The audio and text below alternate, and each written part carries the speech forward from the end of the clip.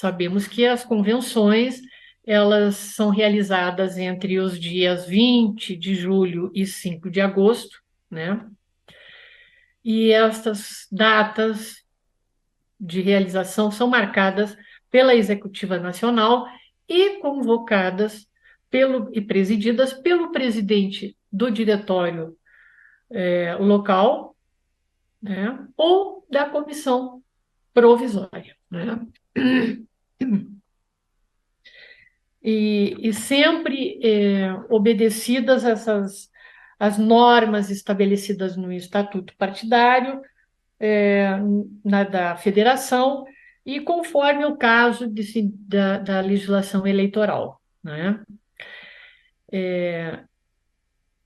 Temos inicialmente um edital de convocação, onde neste edital, né, deve figurar o dia, a hora da realização e a ordem do dia. E também será assinado pelo presidente do diretório ou da comissão provisória, né? E este edital ele deve ser publicado no site do partido, no jornal, se houver, né? E também fixado na sede do partido por um período mínimo de 8 dias que antecedem a convenção, né?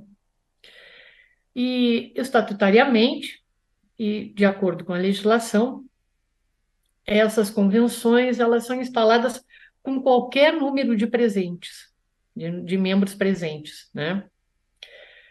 Sejam eles presenciais ou sejam eles virtuais. Mas as deliberações só ocorrem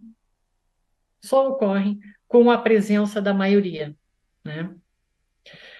E estas convenções, elas são mantidas por um período mínimo de 3 horas. No caso aqui do PDT, quem é que compõe a convenção municipal? Quem constitui a convenção municipal? Os membros do diretório municipal ou da comissão provisória, né? Os deputados federais, os deputados estaduais, os distritais ou distritais. No caso aqui, deixa eu até fazer uma retificação, porque no Distrito Federal nós não teremos eleição, então, deputados federais, estaduais, né, os senadores, com domicílio no respectivo município onde terá a eleição, né?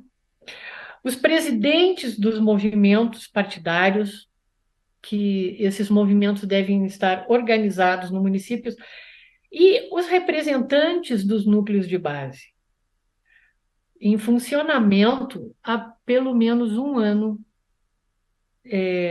no município, né?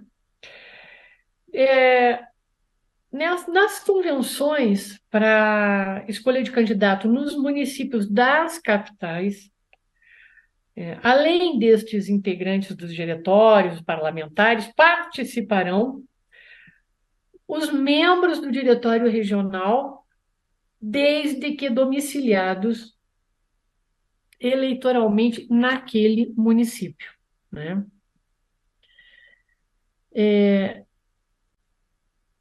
As convenções,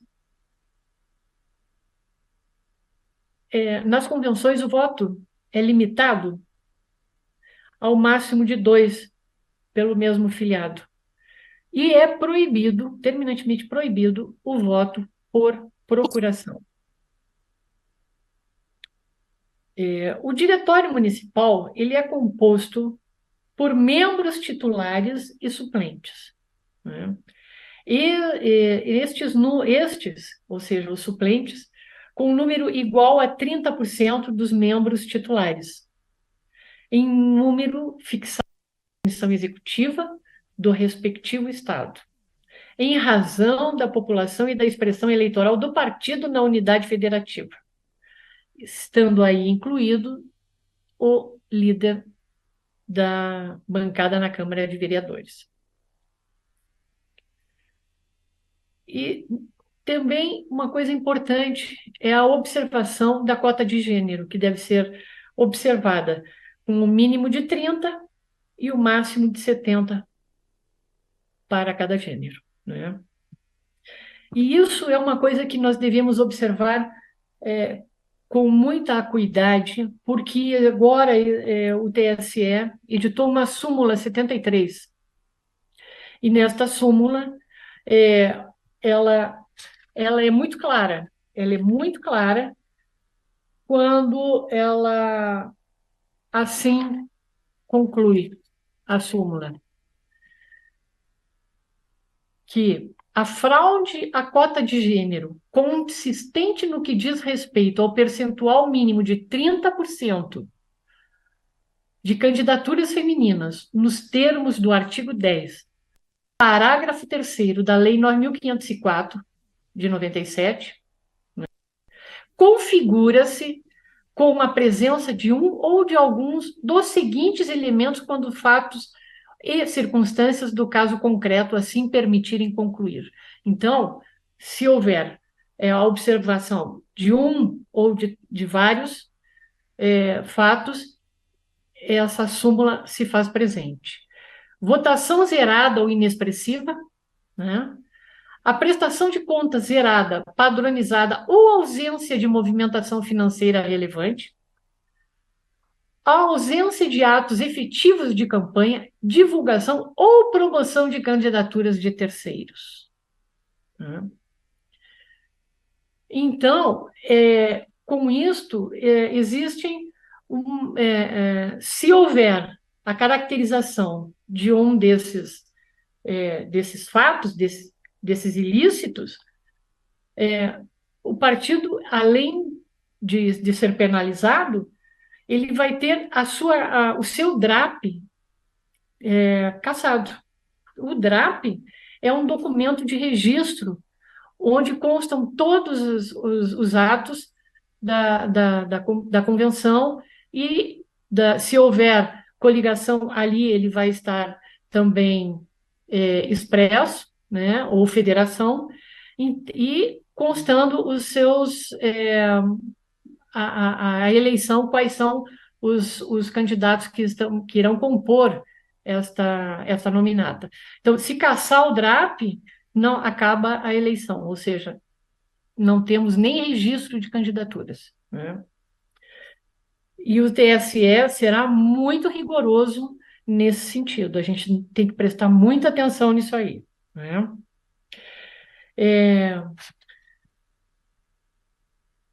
Bom, ainda em relação às convenções, a gente tem que observar que o Diretório Nacional, a Executiva Nacional, ao produzir documentos que orientem, né, como resoluções ou algum outro documento que oriente o andar para a eleição, se na convenção de nível inferior houver uma oposição àquelas diretrizes que foram estabelecidas pelo órgão nacional, o órgão nacional poderá anular os atos daquela convenção inferior que eles determinaram. Tá? Então, a nacional anula esses atos, né?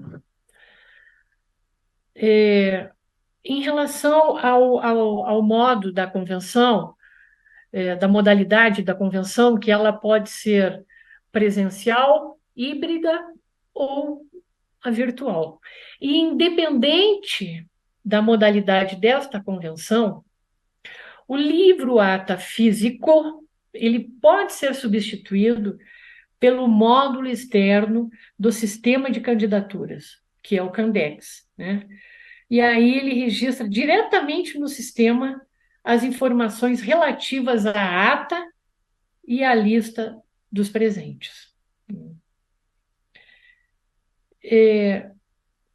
Esse sistema do Candex, ele supre a rubrica do livro ata pela Justiça Eleitoral. Partindo para a ata, da convenção do partido político ou da federação, ela tem que seguir alguns passos. Por exemplo, o primeiro é o local. O segundo passo é a data e a hora. O terceiro, a identificação e a qualificação de quem presidiu a convenção. A deliberação para quais cargos irá concorrer. E se for no caso da coligação, o nome, se já definido, né? E o nome dos partidos e das federações que a compõem. Temos que ter o nome do representante da coligação, se ele já está indicado, ainda que seja de outra coligação ou de outro partido ou de outra federação, né? E o nome do representante da federação que atuará em seu nome, né, nos feitos da eleição proporcional e, em casos de concorrer isoladamente, a eleição majoritária. Importantíssimo também a relação de candidatas e de candidatos que serão escolhidos na convenção. E aí deve vir a indicação do cargo, né, para o qual eles concorrem, o número atribuído ao candidato ou à candidata, o seu nome completo, o nome para a urna, a inscrição eleitoral, o CPF e o gênero. Né? E esta ata e a lista de pessoas presentes, como eu disse, elas serão digitadas, né, no módulo externo do sistema de candidaturas, que é o Candex. Por quê? Porque elas serão publicadas no sítio do TSE, ou, no caso, né, da página de divulgação de candidaturas e da prestação de contas, né? E ela também vai integrar os autos do registro de candidatura, né?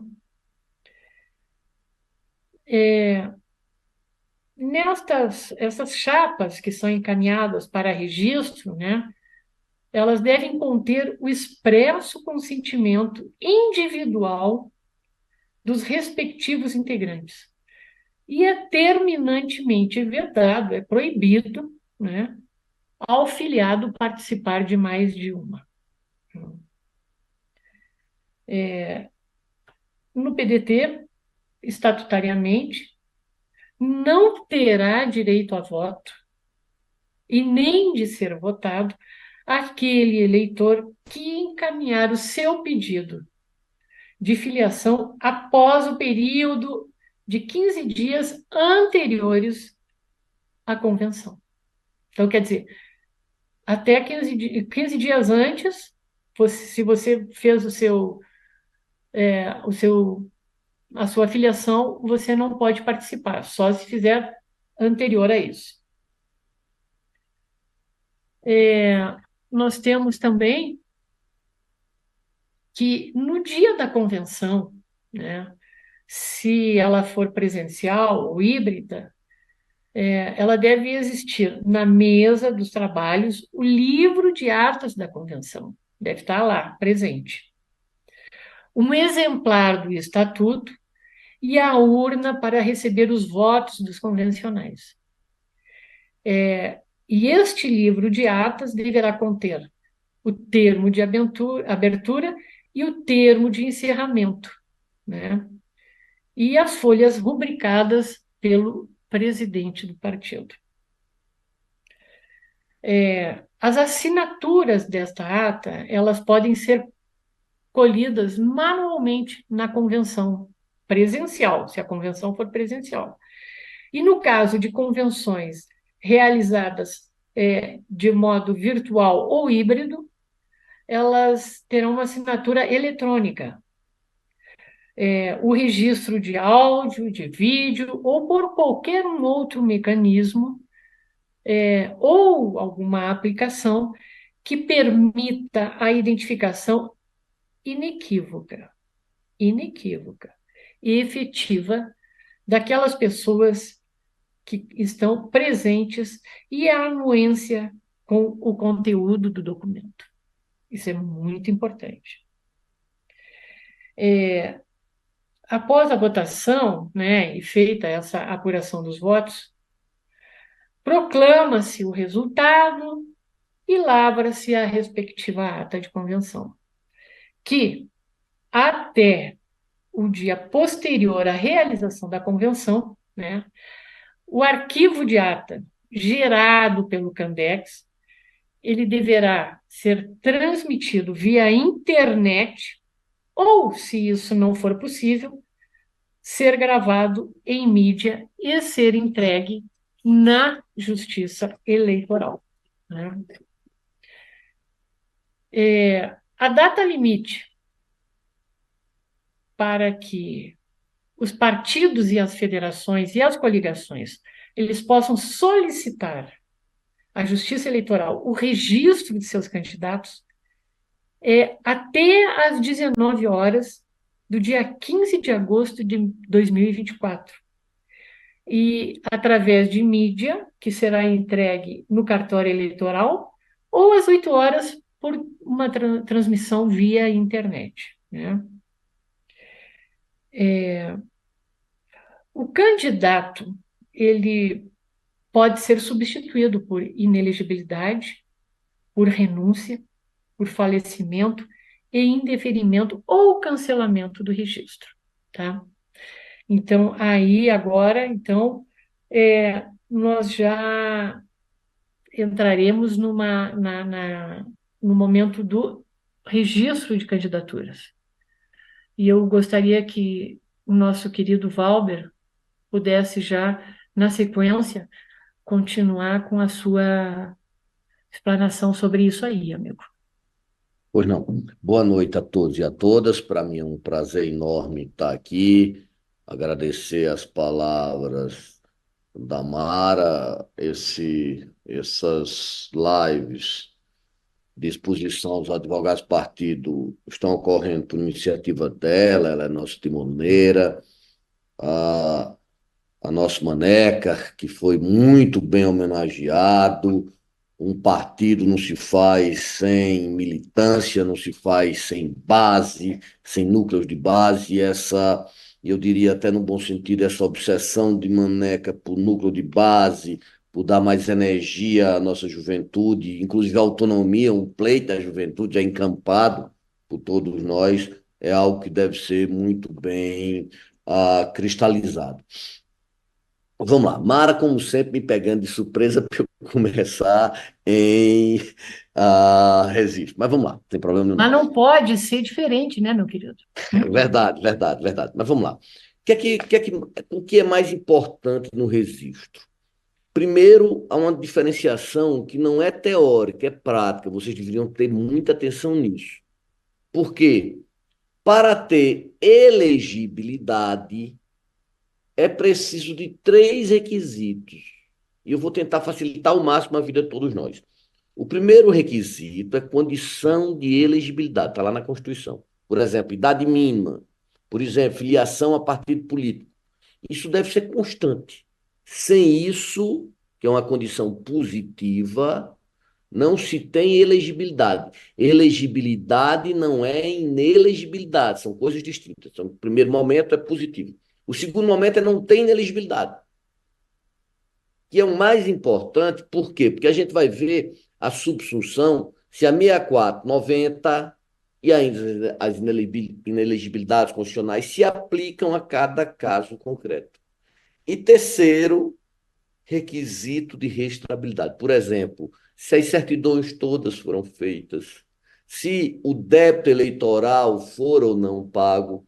Então, essas três coisas, duas positivas eu tenho que ter e uma negativa eu não tenho que ter, é o que dá elegibilidade. Então, antes da emenda ou da modificação da 6490 pela Lei Complementar 110, havia, obviamente, uma pouca incidência das inelegibilidades. A partir daí, passou a haver um grande, como é que eu posso dizer, um grande afluxo. Mas qual é a coisa mais importante para o advogado? A coisa mais importante para todos nós é saber se há, se aquelas condições dadas na 6490 com a modificação da 2010, elas vão atingir o candidato ou não. E ainda tem mais um detalhe assim, imprescindível para todos. Eu posso conseguir uma tutela de emergência ou de urgência para que, através de uma liminar, meu candidato, que antes era inelegível, se torne elegível. Então, o sonho de todos nós, inclusive antes de começar, nós estávamos olhando para um companheiro do PDT essa possibilidade, é que mesmo havendo a incidência lá na 6490, nós tenhamos a possibilidade de uma tutela, de uma medida cautelar para angariar, para proteger os nossos interesses. Então, veja que é uma parte significativa do nosso trabalho. Mas tem mais. A inelegibilidade, ela pode ser superveniente. Ou seja, é aquela inelegibilidade que vai surgir depois do registro. O trabalho da subsunção é muito difícil. Vou dar-lhes um exemplo. Vamos ver a questão da linha G. Há vício insanável, há ato de improbidade. Esse ato de improbidade é irrecorrível. Houve uma decisão para suspender isso, houve dolo. Então, veja, são requisitos que eu posso olhar. A linha L, o ato de improbidade gerou enriquecimento ilícito e dano erário. Veja, são questões conjuntivas, um e outro. Mas voltando à inelegibilidade superveniente, é aquela que ocorre depois do registro. E aí, os senhores não confundam que uma coisa é inelegibilidade superveniente. Outra coisa, completamente distinta, é causa supridora de inelegibilidade. Por que isso? Uma eu coloco, a outra eu vou suprimir. Uma eu vou defender, ou seja, eu vou tirar a inelegibilidade, a outra vai ser colocada. Pois bem, a inelegibilidade superveniente que vem depois, e ela vem depois do registro, ela obedece dois momentos, dois lapsos temporais completamente distintos. Um lapso temporal, o primeiro lapso temporal, da inelegibilidade superveniente, ou seja, quando surge a inelegibilidade, é até a véspera da eleição. Ou seja, se essa inelegibilidade, por exemplo, eu tinha uma liminar que me permitia, que fez a suspensão do meu registro, da minha rejeição de contas. E vamos supor que ela vem cair no dia 5. Se isso ocorrer, se isso ocorrer, isso é o que a gente chama de uma inelegibilidade superveniente, ocorreu depois do registro, mas como fora depois da eleição, ela fica sem nenhum tipo de validade, ou seja, a inelegibilidade superveniente, ela vai ser aquela que vai até a véspera da eleição. Já a causa supridora de inelegibilidade, ou seja, que vai suprir a inelegibilidade, o lapso temporal dela vai até a data da diplomação. Até a data da diplomação. Então, veja que mesmo as inelegibilidades, elas obedecem parâmetros diferentes. Parâmetros diferentes em que sentido? De que para a inelegibilidade ser feita véspera da eleição, para ela ser tirada a data da diplomação. E se eu não comprovar isso? Se não comprovar isso, não tenho o que se fazer. Como é que eu vou fazer a impugnação do registro?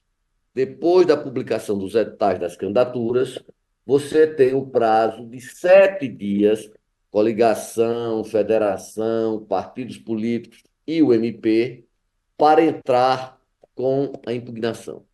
Então, essa daí é um prazo peremptório, é um prazo extremamente que não se pode tirá-lo, que não se pode modificar. Ah, e como é que é isso? Há todo um procedimento. O procedimento da impugnação é regido no artigo 3º da 6490. Eu vou ter, após os 7 dias para contestação, e aí, dentro de devido processo legal, due process of law, contraditório, ampla defesa, contraditório substancial, vai vir uma decisão. Agora, na eleição municipal, em primeira instância, depois essa decisão vai para o TSE, através de recurso inominado, e depois vai para o TSE. Mas, Valber, quando é que isso vai ser julgado? Geralmente, nas decisões do TRE antes da campanha, mas em alguns casos a decisão do TSE na campanha. Depois da campanha, perdoe. Mas e esses votos ficam como, Valber? Os votos dados, aqueles candidatos que estão com registro impugnado, esses votos são nulos. Esses votos ficam para a legenda, ficam para a coligação. Aliás, não há mais coligação, mas fica para a federação? Não. Esses votos, eles são nulos. Existe alguma discordância nisso? Não. Por outro lado, nos ilícitos eleitorais, nos demais ilícitos eleitorais, aí não. Aí se discute porque até 2020 os votos eram contados para as coligações e para os partidos. Depois de 2022 muda-se, passa para ser anulados esses votos, e aí, através inclusive de resolução, e a última resolução não houve a discriminação de sair um espaço de anomia para nós traçarmos e vermos qual é o que nós podemos caminhar. Aí, depois da diplomação, existe alguma coisa a se fazer? Se for uma fraude, eu ainda posso tentar uma AIM, ação de impugnação de mandato eletivo. Então, veja, a variedade de, de recursos na seara eleitoral, ela é imensamente quanto mais. Então, de registro, veja, o que mais importa nisso é justamente a coisa mais importante. Valber, o que seria mais importante? Ver a inelegibilidade. Onde é que eu vou ver a inelegibilidade? Na 6490. Isso daí seria a questão, a sine qua non, seria, obviamente, a questão principal de se levar, de se fazer ou de se entabular na, na, no registro de candidatura, certo? Então, o registro de candidatura eu acho que é um momento, um apogeu, porque mesmo que ele consiga se livrar e obter o registro, ele vai passar campanha eleitoral sobre a pencha de ficha suja. E numa campanha eleitoral, ir com essa pencha de ficha suja é algo bastante difícil, é algo bastante complicado de se entrar num processo eleitoral já com esse CAPES de minúcio. Bem, terminado essa fase, obviamente, já na campanha, que é o registro, a gente vai voltar temporalmente, alguns instantes, para a questão da pré-campanha. E aí, na questão de Moro, o TSE não normatizou isso, o Poder Legislativo não normatizou isso, é verdade, não é bem assim. Há regras, e eu falei, inclusive, para a Folha de São Paulo agora no domingo, há regras bem claras, sim. Bem claras, não vou dizer que é bem clara, mas há regra na pré-campanha. Os gastos podem ser fiscalizados, claro. As resoluções, todas elas, prevêem uma cautelar para que se possa entrar quando houver perigo, quando houver a suspeita de abuso de poder econômico ou político. Há uma cautelar inominada com interdito, o pedido de um interdito para que ele não faça isso ou seja obrigada a prestar contas. As resoluções já trazem isso. Ou seja, isso aí é bem claro. Por outro lado, o TSE já inúmeras vezes decidiu o quê? Que está proibido na pré-campanha, na campanha, desculpe, está proibido na pré-campanha. Ah, eu posso fazer propaganda paga no rádio e TV? Não, está proibido na campanha, não pode na pré-campanha. Os gastos têm que ser transparentes, módicos e não pode haver abuso de poder econômico. Então, essas regras, elas existem, existem, está lá nos julgados. Se o TSE, por questões metajurídicas, não quer condenar ou não quer caçar o mandato, isso é outras conversas. Mas isso daí existe. Isso daí, para mim, é bem claro, é bem estipulado, está bem cristalizado. Esse ponto, então, é bem consolidado. Mas, Valber, qual seria a orientação na pré-campanha? Todos os gastos fossem feitos pelo partido ou pelo candidato. Há a possibilidade de empresas fazerem esse gasto? Impossível. Por quê? Porque o patrocínio de empresas também é vedado na pré-campanha. Ora, se é vedado na pré-campanha, também é vedado na campanha. De forma muito clara, de forma muito direta, de forma muito unânime. Ah, mas era bom eu registrar esses gastos? Era. A identidade visual, os impulsionamentos. Lembrando que eu não posso utilizar a internet gastando muito, mas qual é o teto desse gasto? Vai ser mais ou menos o teto que você vai gastar na campanha. Você não pode exorbitar isso. Ah, mas existe deficiência da legislação, existe deficiência da justiça eleitoral fiscalizada. Sim, existe. Mas tem que ter cuidado porque o backlash dessa decisão do TSE, tenho certeza, porque por causa dessa absolvição do Moro, o alter ego, que existe também nas instituições, também existe no Supremo, vai voltar para assombrar e eles vão tentar redimir o pecadilho da absolvição do Moro, porque estava lá muito claro que ele gastou, que esses gastos não foram escriturados, somente se divergia do valor do quanto, porque todos afirmavam, inclusive a defesa, que houve esses gastos. Então, a pré-campanha tem que ter muito cuidado nos gastos. Regra da pré-campanha, 36 anos. Daí já desde 2015, não tem que se dizer. As palavras mágicas para pedir voto. Não pede voto. Você pode dizer que é candidato, você pode dizer quais são suas plataformas, você pode fazer adesivos, fulano vem aí, 2024, não se pode usar outdoor, isso é muito claro. No ano eleitoral da campanha, deveria evitar tudo isso.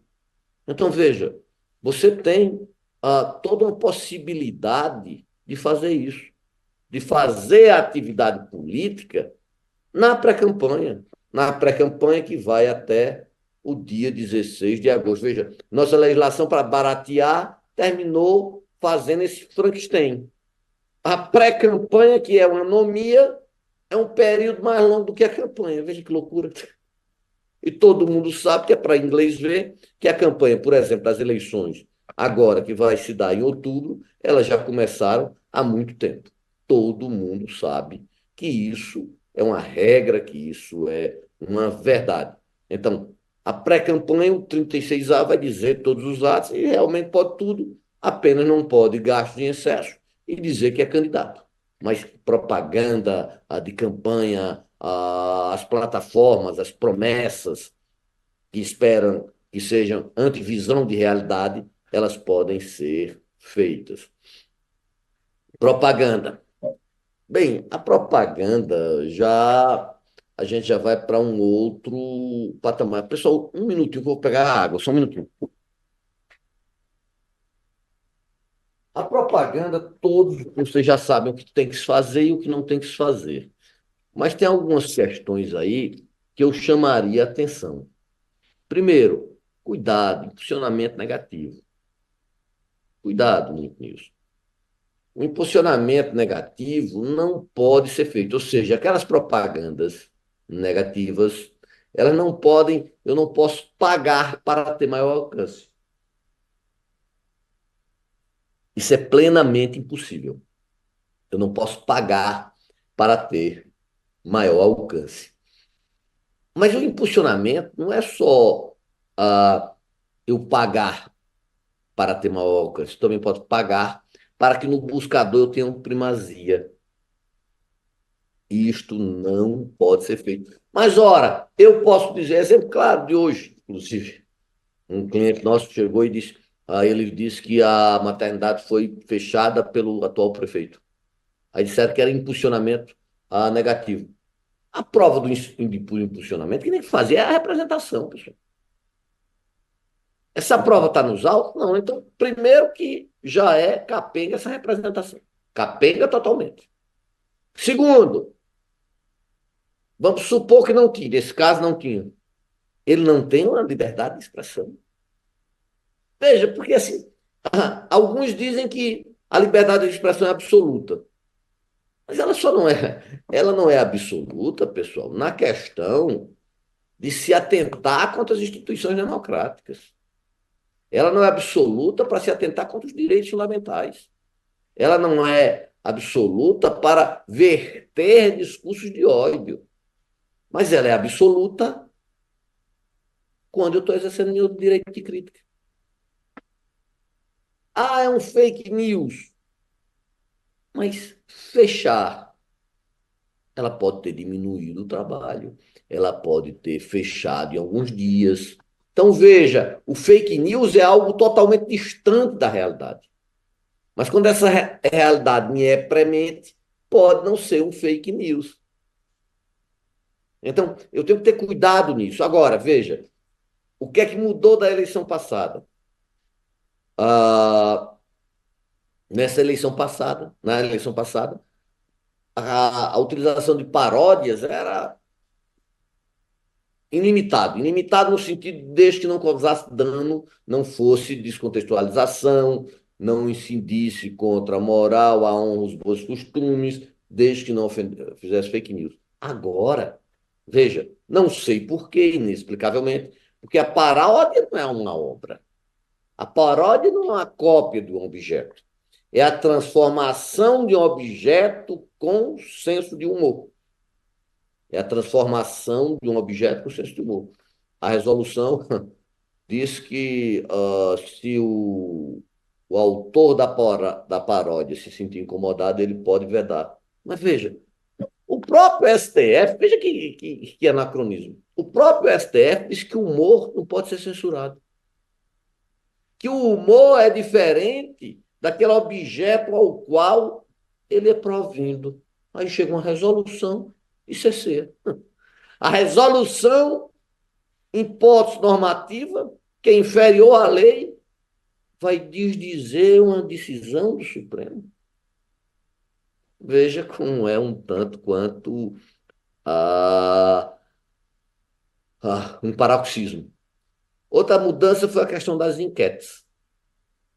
Uma multazinha que pode chegar a 106 mil, cento e tantos mil. Eu peço desculpa que não deu tempo nem de pegar um copo, mas tudo bem, fica do jeito que está mesmo. Então, resultado. Ah, agora, até o dia 15 de junho, aliás, de agosto, pode-se dar enquete. Mas qual a diferença entre enquete e pesquisa?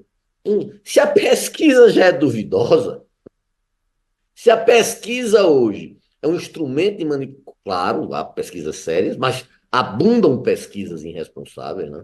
E não é uma exceção, não vou dizer que é a regra, mas que o número dele é as AIS.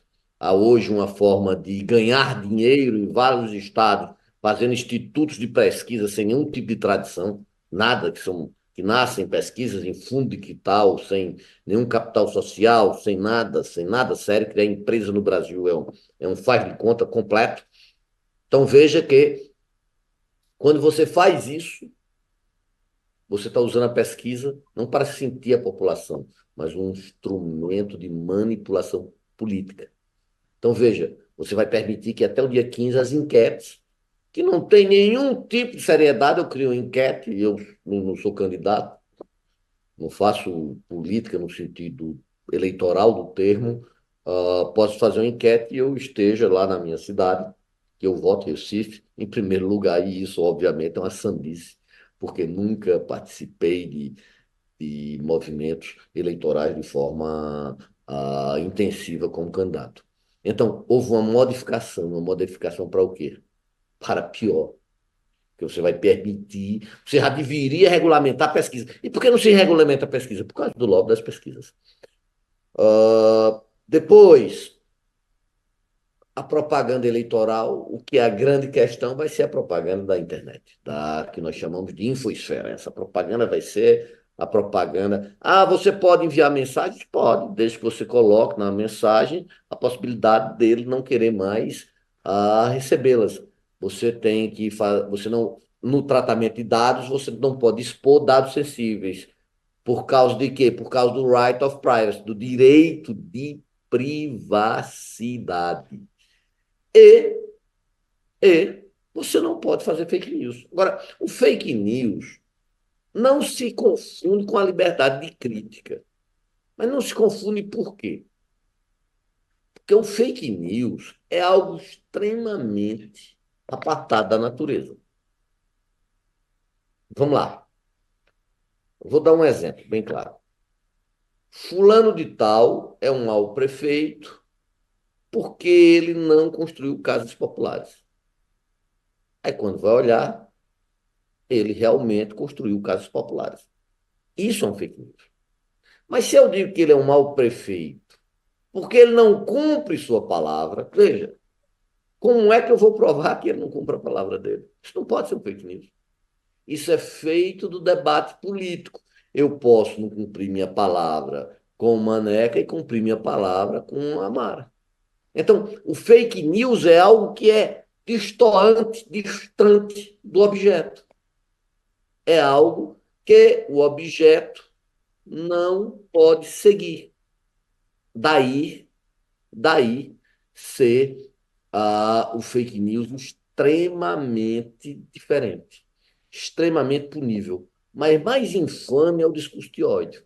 O que é o discurso de ódio? É o discurso contra pessoas, grupos sociais, grupos locais, contra pessoas que divergem ideologicamente. Então, esse discurso de ódio, que tem grande penetração, principalmente em relação a países com alto nível de imigrante, está tendo reflexos contumazes no Brasil. Discurso de ódio, por exemplo, com o comunismo. Veja, no Brasil, até as pedras são capitalistas. Até os manifestos de Marx, o manifesto comunista, tem um espírito capitalista porque alguém o fez para vender, para ganhar, para ter mais valia. Como é que você vai falar numa besteira dessa no século XXI? Ah, Valva, isso é fake news? Não. Dependendo de como seja feito, pode se vincular como discurso de ódio. Discurso de ódio contra opções, condições sexuais. Discurso de ódio contra nascimento de pessoas, contra gênero, contra raça. Então, veja, esse discurso de ódio, esse daí, tem que ser punido de forma muito clara. Liberdade de expressão não é discurso de ódio. E o fake news tem que ser punido. Mas hoje, nesse momento que vos falo, o Congresso Nacional Brasileiro, por ampla maioria, manteve um veto que Jair Bolsonaro fez, impedindo de que fake news se tornasse crime. Veja, o parlamento estimula de forma direta a implantação de fake news. O parlamento estimula de forma direta a implantação de fake news. E o fake news e o discurso de ódio são duas chagas, são duas ervas daninhas contra ou que impedem a evolução da democracia brasileira. Veja que é algo pesaroso, veja que é algo grave e que nós deveríamos tomar medidas mais balizadas. E para finalizar, Eu gostaria de discutir com vocês o cuidado que se deve ter nos inícios eleitorais. Inícios eleitorais que não é apenas o abuso do poder econômico, não é apenas o abuso do poder político, cuidado na questão das fraudes de cota de gênero, cuidado nisso. É algo assim, eles vão pegar muito nisso, muito. Ah, mas eu não tenho mulheres para colocar nas cidades, principalmente no Norte, Nordeste e no interior. É verdade? É. Mas aquela companheira, aquele companheiro, ele deve efetivamente fazer campanha, deve efetivamente prestar contas. Mas veja, a maioria das pessoas não querem prestar contas. Imagine aquela que já não tem vontade. Mas isso vai ser um esforço assaz do partido. Nós devemos tomar muito cuidado com isso. É difícil, diminua o número de homens da chapa. Isso é melhor porque a justiça. Ah, Valber, mas isso é injusto, porque mais mulheres estão perdendo mandato do que ganhando. É verdade, é. Ah, Valber, é justo eu pegar uma pessoa que não sabe nem como a chapa foi feita e perder o mandato? É verdade. É uma injustiça que eu nunca vi na justiça eleitoral brasileira. Mas está aí, não tenho o que discutir. Eu tenho que dançar conforme a música. Ela nem está fazendo bem para as mulheres, nem está fazendo bem para a questão da justiça no sentido formal. Porque quem não tem culpa vai pagar por algo. Aquele vereador que não tem nenhum contato mais direto com a cúpula partidária vai pagar para um erro? E eu tenho culpa se eu pego uma companheira e por motivo X ou Y ela se desilude ao decorrer da campanha? Mas eu estou falando para todos e a todas, é um desafio que nós teremos. Nós temos que enfrentar esse desafio, conclamar nossos companheiros com consciência, sem voto, da importância desse empoderamento não ser apenas formal, porque vários falam, mas não querem dar um empoderamento que é um empoderamento factual, de verdade. E aí eu vou chamar a atenção contra, principalmente compra de voto, cuidado nisso. Cuidado, muito cuidado. A compra de voto não deveria existir. Cuidado nos oponentes, porque o pedetista, até pelas nossas condições financeiras, nós não somos apanhados nisso, mas temos que nos precaver dos nossos inimigos. Cuidado nos abusos do poder político, uso da máquina. Filmem tudo. Filmem tudo. Não entrem com representação, entrem com a AGE. Na dúvida, depois da convenção, o instrumento é AGE. Antes da convenção, entra com representação e depois da convenção, age. Na dúvida, age. Atue, age no sentido de agir, não no sentido de AIJE, a sigla da AGE. Cuidado também, os senhores, na prestação de contas. A prestação de contas está sendo algo assim. O dinheiro do fundo partidário, do FEC, do Fundo Especial de Financiamento de Campanha, quando a gente vai se diluir, e eu já falei várias vezes, em várias ocasiões, inclusive não só o PDT, não adianta dar dinheiro para as candidaturas. Nós temos que dar uma estrutura mínima para a candidatura. Não adianta dar 5 mil, porque o componente vai estar devendo, a situação do país é de penúria, então ele já vai pegar parte daquele dinheiro, vai pagar as suas dívidas, vai ter problema na justiça, ele não sabe como comprovar, vai ter problema na justiça. Então veja que é uma questão tanto quanto tumultuosa. O partido é que deveria dar as condições essenciais, não o dinheiro, mas o serviço, a identidade gráfica, a parte gráfica, a identidade visual, a parte gráfica, e, obviamente, um dinheiro para que ele pudesse, obviamente, fazer a campanha através da gasolina, dos seus companheiros e companheiras. Mas a questão principal é: eu tenho que escriturar. O que é escriturar? Fazer a prestação de contas. Escriturar significa fazer a prestação de contas. Isso é o básico, isso é o óbvio, isso é o que tem que ser feito. O que mais eu poderia dizer? Eu poderia dizer cuidado no abuso dos meios de comunicação social. Olhem aqueles candidatos raivosos da direita não esclarecida, porque ser de direita não é fato mortal, não é um pecado mortal. Ser contra o regime democrático é pecado mortal. Não dá para ter convivência, não dá para ter pacto de convivencialidade. Isso daí significa crime eleitoral, significa crime penal, significa ato ilícito. Quando eles puserem em dúvida as urnas, quando eles puserem em dúvida o processo democrático, dá para se fazer representação, tirando-as de forma imediata.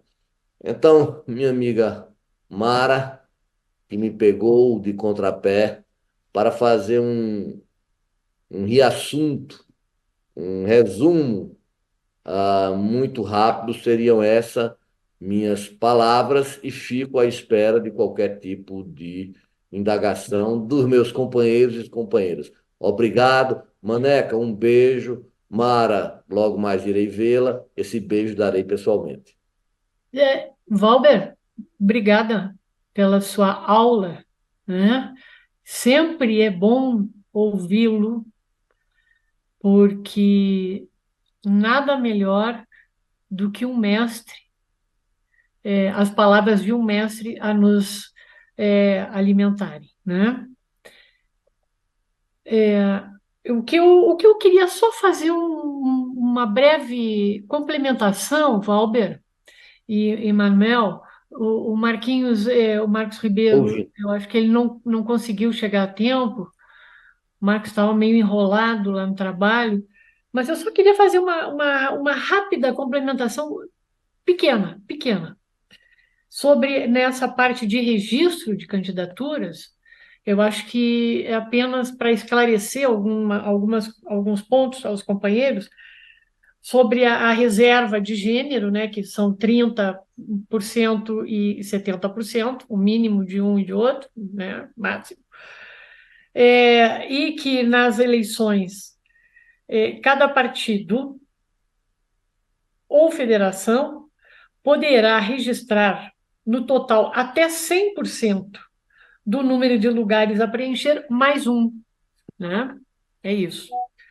E também prestar atenção no formulário do RRC, que é o registro de candidatura, o documento de registro de candidatura, que os candidatos deverão se atentar para ao preenchimento de determinadas informações, como, por exemplo, os seus dados pessoais, os seus dados para contato, os dados da pessoa candidata, dele candidato, né?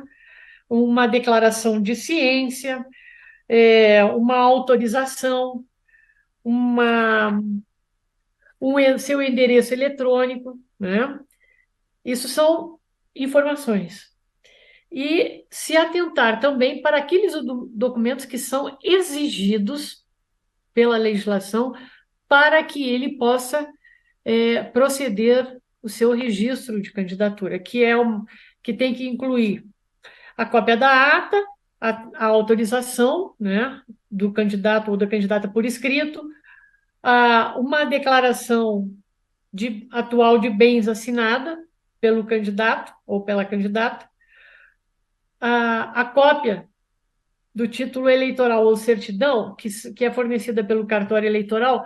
Na realidade, esse documento eleitoral, ele não é necessário para o registro. Por quê? Porque a própria Justiça Eleitoral vai aferir, no momento do registro, o seu, se ele está apto a incluir e fazer o seu registro de candidaturas. Porém, é interessante que este candidato, esta candidata, com antecedência, providencie esse documento para ver se não tem alguma anotação e que ele possa regularizar. Um documento, uma cópia de documento oficial de identificação, as suas certidões criminais que são fornecidas pela Justiça Federal e Estadual. Também aí é interessante que se o candidato ou a candidata providencie essa certidão com antecedência, porque se houver alguma anotação, né, ele terá o tempo hábil para fazer a sua providenciar uma certidão de objeto e pé, e com isso em cada cartório que houver esta anotação, ele deverá se fazer presente para que o cartório informe que aquela pessoa não é ele ou que aquela anotação não vai influenciar negativamente no momento do seu registro de candidatura. Uma fotografia recente, né? Ali, né, e tem aqui as suas dimensões, colorida, né? Com fundo branco, uniforme, né? De características frontal, busto, né? Com trajes adequados, os acessórios necessários para aquela pessoa que tem deficiência, né? É proibido também a utilização de elementos cênicos e outros adornos, especialmente os que tenham uma conotação de propaganda eleitoral ou que induzam ou dificultem o reconhecimento do candidato pelo eleitorado. Se for candidato majoritário, deve ter as suas propostas incluídas no registro. O comprovante de alfabetização, o seu certificado de escolaridade. Se ele não tiver nenhum, ele deverá comparecer ao cartório eleitoral e perante um funcionário daquele cartório, ele deverá transcrever algum texto ou alguma coisa qualquer que o funcionário diga a ele para que ele deve fazer, né?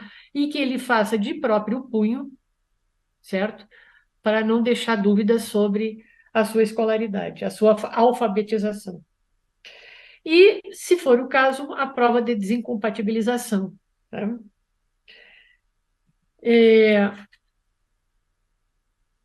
Tem que ter um pouco de cuidado também em referência à homonímia, né? E a identificação do candidato na urna, ele deve ter, no máximo, constar na urna, no máximo 30 caracteres. E nesses caracteres inclui-se aí os seus espaços entre os nomes, né? Podendo ser o pronome, o prenome, o sobrenome, o cognome, enfim, desde que não atente contra o pudor e não seja ridículo ou irreverente. Quando houver renúncia, falecimento ou cancelamento e substituição, no ato da renúncia, será expresso em documento datado, com firma reconhecida, em cartório ou assinado na presença de servidor ou servidora da Justiça Eleitoral, que irá certificar o fato sempre ao juízo originário e juntado esse documento ao processo de registro de candidatura. Né? Se houver uma renúncia, né, ela deverá ser homologada por decisão judicial e impede, então, que esse candidato ou essa candidata volte a concorrer ao mesmo cargo na mesma eleição. Né? Se houver falecimento, deverá ser juntado aos autos, né, um documento, uma certidão que realmente identifique essa situação. Né? Se houver um cancelamento de registro do candidato ou se ele for expulso, o partido poderá requerer até a data da eleição, né, esse cancelamento ou essa comunicação de expulsão no processo em que haja já assegurada uma ampla defesa. Né? Então, se houver também uma substituição, né, ele poderá fazer essa escolha, essa substituição, né, de acordo com aquilo que prevê o estatuto do partido ou a federação, né, se houver, né? E esse pedido de substituição deve ser feito até 10 dias contado do fato, né? Inclusive a anulação de convenção ou da notificação do partido ou da federação da decisão judicial que deu origem à substituição. Tanto nas eleições majoritárias quanto nas proporcionais, né, essa substituição ela deve ser efetivada se um novo pedido for apresentado até 20 dias antes do pleito, né? Com a exceção óbvia do falecimento do candidato ou da candidata, quando então essa substituição pode ser efetivada após esse prazo, por óbvio, né? E não podemos também deixar de observar que o prazo da substituição para o candidato ou a candidata que renunciar é contado a partir da homologação da renúncia. Eu quero dizer aos companheiros, que a Consultoria Jurídica Nacional produziu um manual das eleições de 2024 e esse manual está disponível no site do partido, no site da fundação, e que é interessante que os companheiros tomem conhecimento, leiam com muita atenção essas instruções, leiam. E se houver alguma dúvida, né, por favor, procure-nos, que estaremos prontos para fazer qualquer esclarecimento.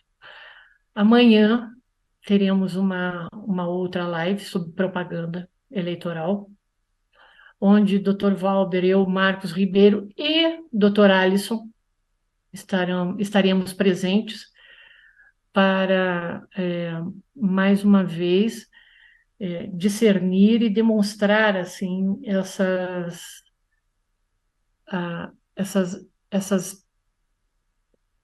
nuances da legislação eleitoral que, que estão se apresentando, tá?